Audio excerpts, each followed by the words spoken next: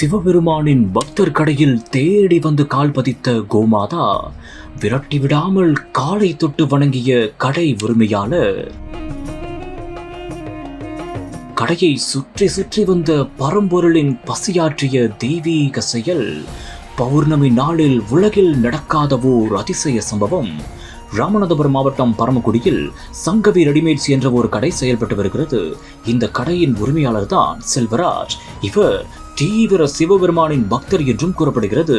மேலும் அவர் மீது கொண்ட பற்றால் பல்வேறு கோவில் சிவனடியார்கள், ஆன்மீக அன்பர்கள் என பலருக்கும் சேவை மற்றும் தொண்டாற்றியும் வருகிறார். முக்கியமாக எளியவர்களுக்கு ஆடை வழங்குவதும் அன்னத்தை அள்ளி கொடுப்பதுமாக வழக்கமாக இருந்து வந்துள்ளார். இந்த ஒரு நிலையில்தான் பௌர்ணமி தினத்தில் அவரை நெகிழ வைக்கும் ஒரு சம்பவம் அரங்கேறியுள்ளது. ஆம், அவரின் கடையை தேடி பசுமாடு ஒன்று வந்துள்ளது. அது மட்டுமின்றி கடைக்குள் வந்து சுற்றி சுற்றி வந்துள்ளது. அதை பார்த்த அவர், கோமாதாவே என் கடைக்குள் வந்துள்ளார் என்று அதன் காலை தொட்டு வணங்கி அதற்கு வாழைப்பழத்தையும் சாப்பிட கொடுத்துள்ளார். இந்த ஒரு காட்சி சமூக வலைதளங்களில் அனைவரையும் புல்லரிக்க வைத்துள்ளது.